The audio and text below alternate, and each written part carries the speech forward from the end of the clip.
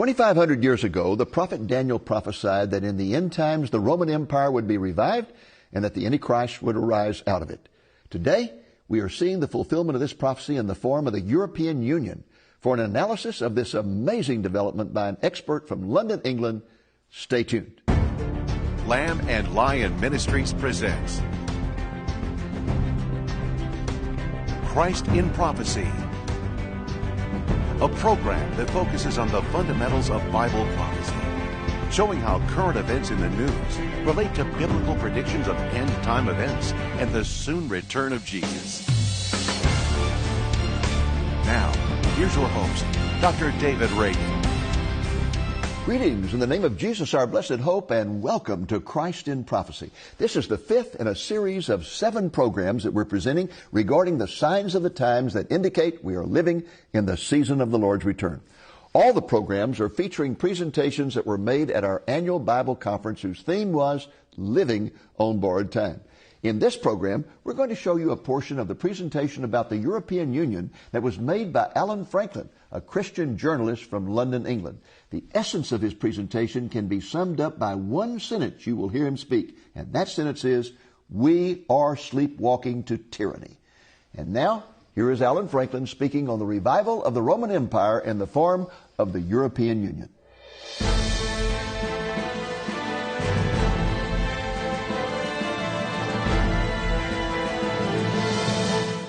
Right, Rome is rising, so I bring you greetings not just from Great Britain but from the European superstate that we flew out from on Thursday from London, part of the European Union, where the revived Roman Empire is on fast forward. Let's see what it's doing, because as speaker after speaker has told you today, as if I'm sure you didn't know already, many of you are well aware of this, but the church out there, the world out there is unaware. We are living on the verge of the climax of world history, the return to earth, the second advent of our Lord Jesus Christ, as predicted over and over again in Bible prophecy. We've heard and we hear a lot about Israel, which is dear to our hearts because we have 3 granddaughters living in northern Israel, in Nahariya, in the western Galilee, with our daughter and son-in-law. And a 4th grandchild is expected in October, when we'll be over in Israel helping out. Our trips to Israel are a little bit different to Dave's and others. We see fewer sights and more of the kitchen sink. You know, we help out. It's a granddad and grandma's role these days. So we know and love Israel. But as well as this major prophetic event, we've seen, and most people miss it even when they study prophecy, the rise of the revived Roman Empire, also prophesied around 2,500 years ago. Because in Europe, the Roman Empire has returned. First Advent, Rome was ruling when our Lord was on the earth. When he comes back again, Rome will again be ruling. And here is what José Manuel Barroso, President of the European Commission, said himself.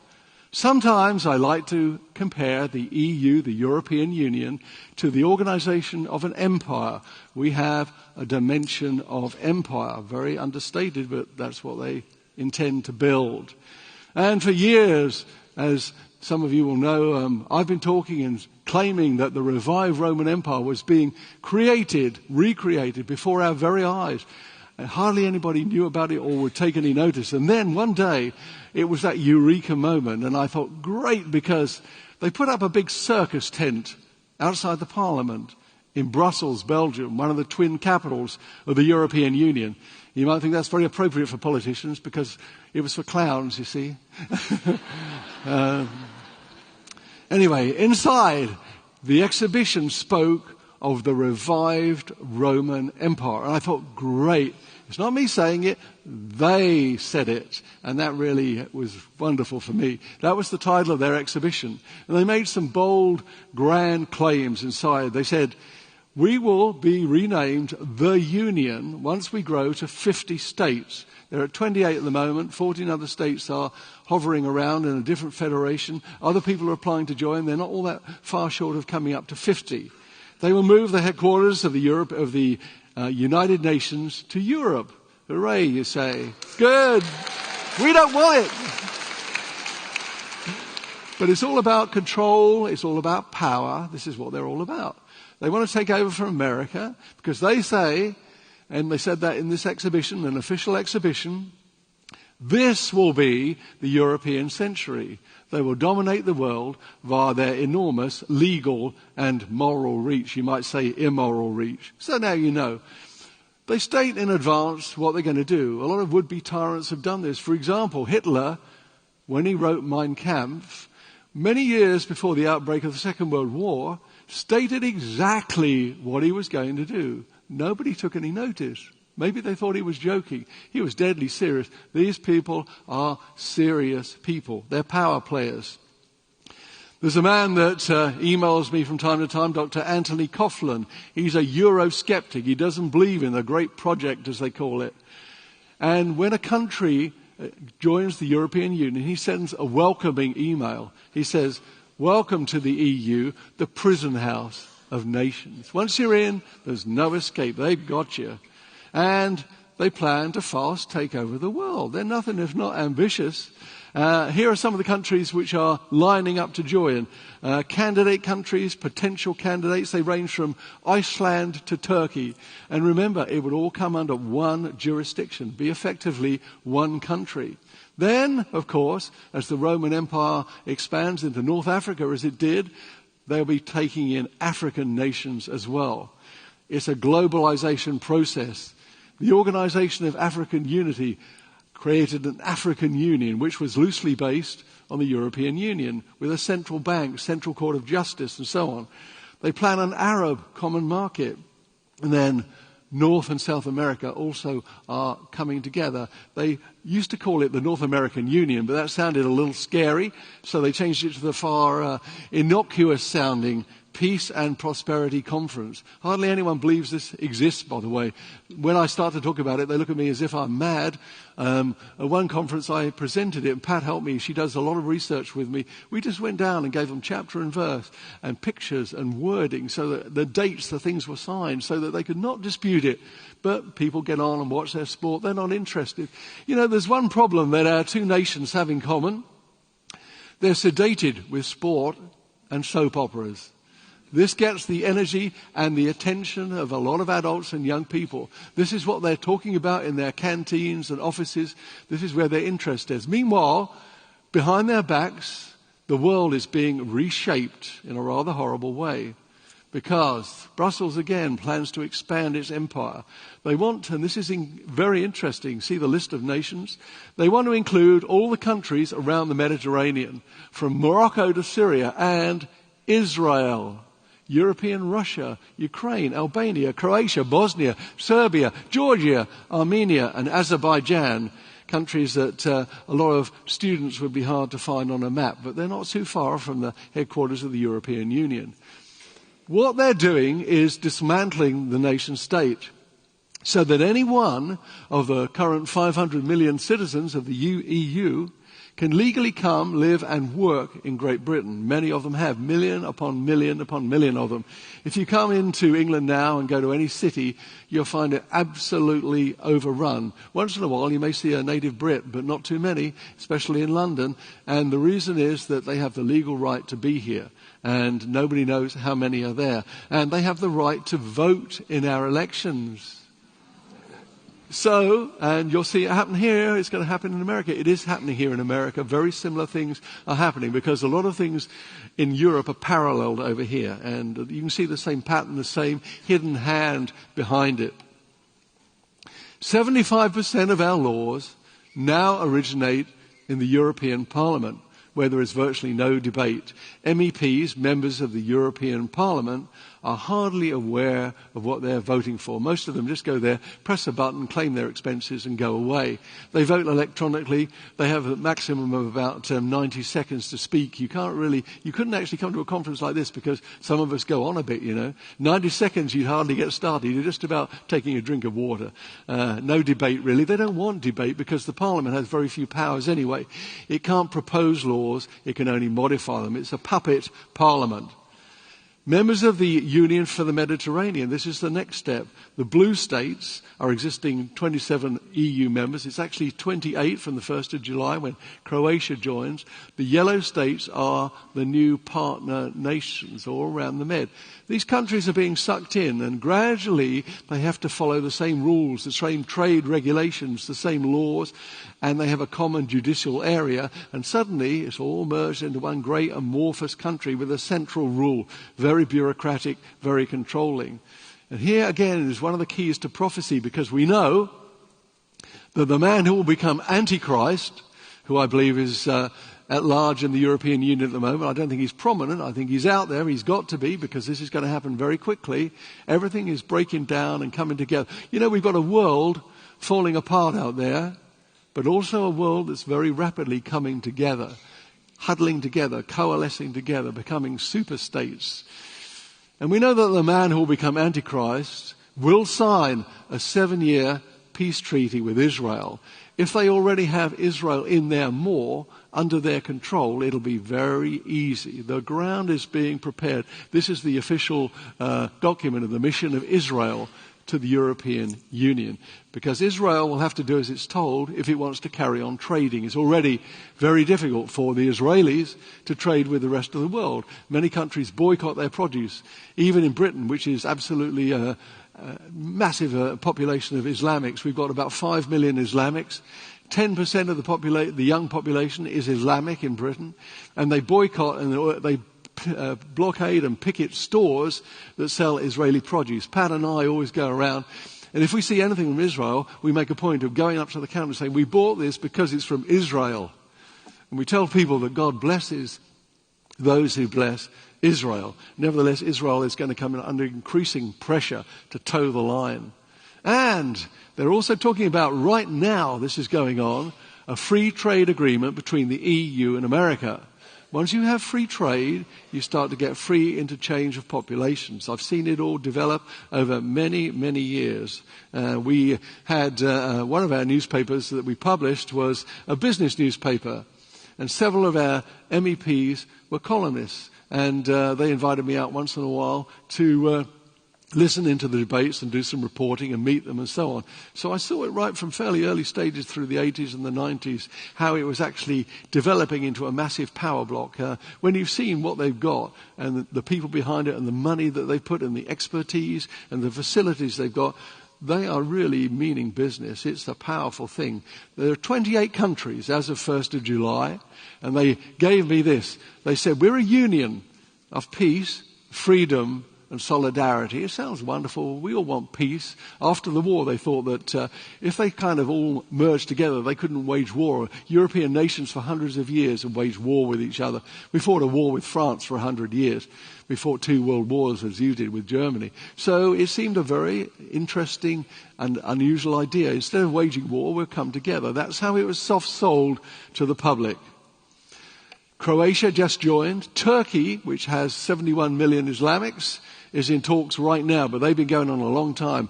A lot of nations don't want Turkey in, because then all the Turks can come and live in London or wherever.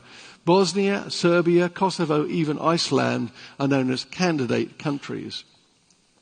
We flew out from Heathrow Airport in London on Thursday, but I didn't come out as a British citizen. I came out as a European Union citizen. This is passport control in London.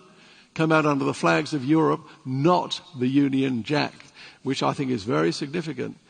I got a new passport a couple of years ago. This was my old passport. At the top of it, in the British blue that we were used to for decades, it says British passport. That's what you expect, right?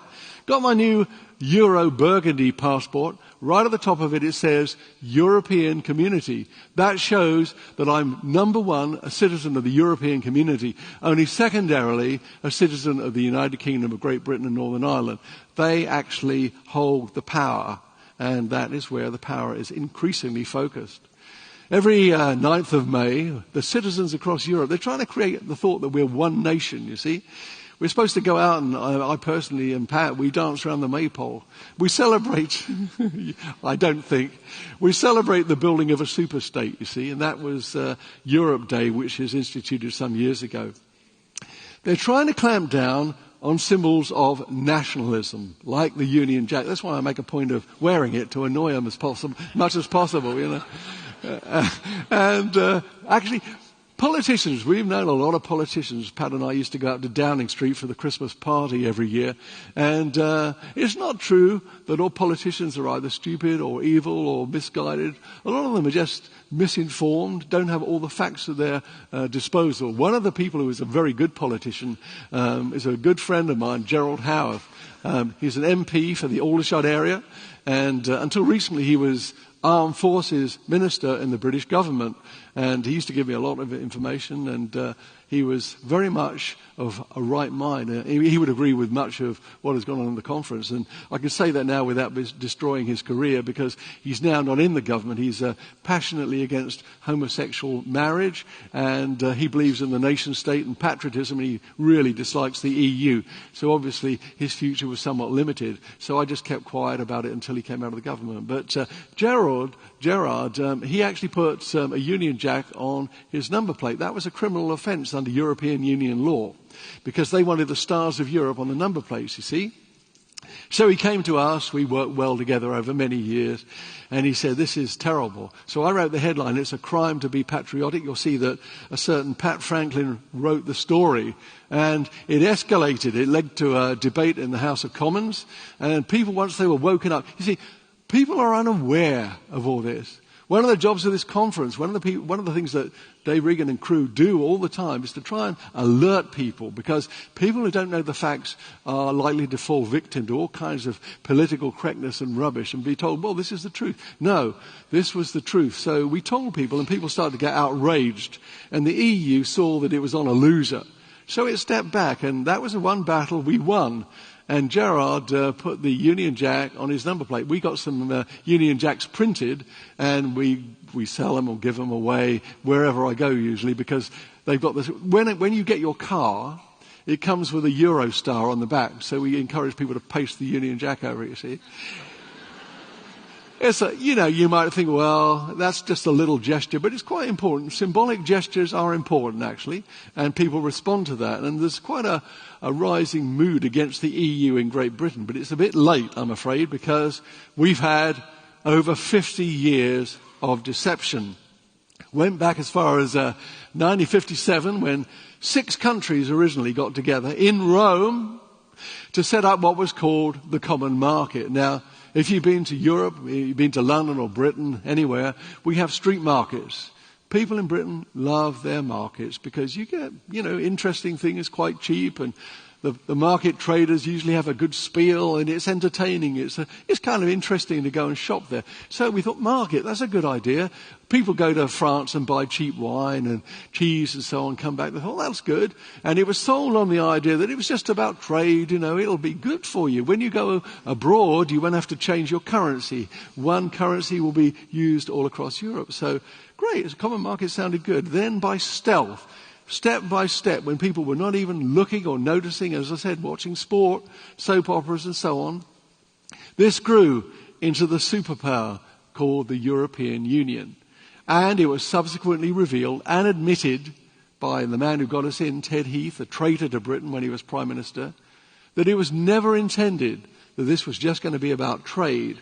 Today, Europe has its own anthem, flag, laws, courts, army, police force, and currency. Why hasn't anyone done anything about it? Because the young generation is a brainwashed soundbite generation. Not many would sit still for an hour-long talk. They don't seem to have that capacity to absorb detailed information. We've got to the stage that a British writer called George Orwell wrote about in a book, a famous book you will have heard of and probably read, called 1984, where the hero or central character, Winston Smith, specialized in revising history and propaganda. Well, the EU is doing this. They tried to rewrite the history of Europe. This was for a history book that was going to go out of standard issue in all the schools across Europe. And they thought, well, we'll just change a few details. And they airbrushed a few minor things out of history. And do you know what that included? World War I and World War II. They never happened. The young people weren't going to be told about them. And you know, they don't know about them. And someone I know very well, an MEP who was an independent, fought a furious battle against this, got it in the press, got it on TV. Again, they back down. They take one step back and two steps forward. You know, if they're exposed, somehow it's like I was going to say putting salt on a snail, but you know, they shy away, they get back. But then when you're not looking, they take that step forward again. They rewrite history. Words have lost their meaning. Even on national TV and major newspapers, you see that there's a very small vocabulary. We notice this because Pat and I have been editors for decades. People's vocabularies have shrunk as words vanish from our language. I mean, you hear all the time, if you ask someone what they think about something, they'll say, "That was real neat." What's that supposed to mean? What a stupid phrase. What does it mean? It means nothing, you know. Thought processes have become poorer. People now seem unable to reason or analyze. There were some pupils at a very prestigious school that got the top marks in its state, actually. I say state, it was a county in Britain. And I was actually with some of these pupils one day, and I was with them quite often, actually. And I used to like to talk to the young people to find out what they knew. And these were teenage girls. And I said, today we'll talk about the Second World War, you see. I knew they didn't know anything about it. I guess they didn't anyway. But I didn't know the depth of their ignorance. And I said, tell me about it. Who was it fought between? This is an amazing thing that happened. I wouldn't have believed it. One of them piped up after a silence. They had to think, who was the Second World War? That's a hard one, isn't it? You know, it was between Poland and England, they said. This is true. I'm not making this up. And I said, well, Poland and Great Britain were involved, but that's not quite the whole story. And gradually I teased a few more things out of them. They didn't have a clue. They hadn't been taught anything. Goodness knows what they were taught in history classes, but it certainly wasn't history. And this is deliberate, by the way. The destruction of education is quite deliberate. We live in a country called... That woke you up, didn't it? Made me jump a little. We live in a country called Europe. Romano Prodi said when he was president of the EU, he wants a common EU policy on foreign affairs, defence, law and order, and the power to dictate tax and spending policies. And he said, we are a grand political project and a supranational democracy. They're not any kind of democracy. They also want to directly tax all the citizens of the country of Europe. When our daughter, who lives in Israel, wanted to renew her passport, a British passport, a European Union passport, it had to go to the French embassy. That's how far we're mixed and mingled, you see. Brussels, they say, will be Europe's sole representative on all international bodies, and there will be an integrated European police force. We are sleepwalking. Out there, the world is sleepwalking to tyranny. If you watch television programs that come across from Great Britain, BBC, for example, a lot of the Discovery Network stuff is made in London, you find that they talk about metric measure all the time, kilometres and so forth. Pounds and ounces have been banned in Great Britain and across Europe. BC and AD are being dropped from our history books. Inexorably, this is what was said in a major newspaper, our democracy and history are being destroyed. The destruction is quite deliberate. I was once with an MEP, member of the European Parliament, in Brussels, in Belgium. Brussels is a rather quaint, picturesque old town with this monstrous carbuncle of the European Union right slap in the middle of it. And he was taking me round and we were talking and I was looking at the cobbles, the little cobbled streets. Around the European Union, they were concreted over, you see. And I said, why have you concreted the cobbles over? And he looked at me, he said, well, a lot of people don't like the EU, hard to believe, but some don't, you know. And they used to go there and have the occasional riot, people like French farmers. He said they used to dig up the cobbles and chuck them at us. So he said, we stopped there. And he said, I'll tell you how else we've stopped it. Follow me. So I walked down the road about 100 yards, not 100 meters. And, I'm sorry, very anti-metric. And I saw these guys. They looked like lots of Darth Vaders in visors and shields, you know, very formidable force. And what was said to me was something on these lines, that if we have any trouble here in future, we'll crack a few skulls. This is their idea of democracy. You protest against them, you could be in trouble, because what we're seeing is the formation of a European police state. It's the Nazi Germany revived all over again.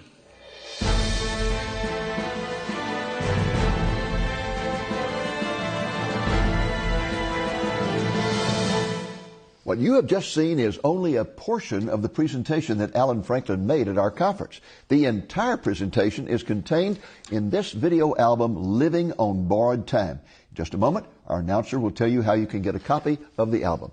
Next week, the Lord willing, we will present a portion of the presentation made by Robert Jeffress, the pastor of First Baptist Church in Dallas, Texas. He spoke about the impending implosion of our nation.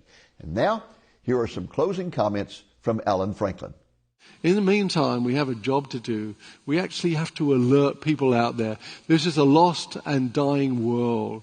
Bible prophecy really is not depressing. It's a ray of light. It gives hope because we know that someone else said earlier, at the end, the Lord wins. We come back to rule and reign with him from Jerusalem. But the world out there is ignorant, and many are willfully ignorant, but they can be woken up. I don't think there's going to be a great end times revival while the church is here. Many will come to faith after we've gone. We've got to spread this work out as Lamb and Lion is doing now. Spread this information out while we can, because a great dark time is coming, like a dark blanket over Europe, when we're not going to be able to speak and teach and preach as we do. Already in our little church, we've only got 50 or 60 people. That's actually we're one of the liveliest churches in Britain, believe it or not. At least we preach and teach the truth. We're very, if you came to see us, you think it's not the kind of place a respectable person would go. It looks more like a shed, really. But, we've resolved to put all our money into mission, never to waste money on a building, because we think they'll take a building off us anyway at some stage. Because what we preach is politically incorrect, but it's biblically correct, you see. That's what really matters. That's what people find so offensive, because the gospel is an offense. If you teach what the world wants to hear, what their itching ears like to hear, you might be popular, you might write a bestseller, but you're not doing the work that God wants you to do. Because our job is not to be popular, it's to tell the truth, the whole truth, the Bible, the biblical truth. Get your DVD copy of the 2013 Lamb and Lion Bible Conference, Living on Borrowed Time, for a gift of $25 or more plus the cost of shipping. The DVD album contains 3 DVDs which contain all 6 featured speakers. In addition to Dr. David Reagan's presentation, you'll receive Nathan Jones speaking on the end-time sign of technology. Ron Rhodes addresses the sign of apostasy in the church. Don McGee emphasizes the prophetic significance of Israel. Alan Franklin discusses the rise of the European Union, and Pastor Robert Jeffress speaks on the impending implosion of America. Dr. David Reagan's book with the same title as the conference album, Living on Borrowed Time, is available for a gift of $15 or more plus the cost of shipping. Get both the video album and the book for a gift of $30 or more plus the cost of shipping by requesting special offer number 581. To place your order, call the number you see on the screen Monday through Friday, 8 a.m. to 5 p.m. Central Time, or order online at lamblion.com. Thank you for joining us on today's Christ in Prophecy, a presentation of Lamb and Lion Ministry, a non-denominational ministry dedicated to teaching the fundamentals of biblical prophecy and proclaiming the soon return of Jesus.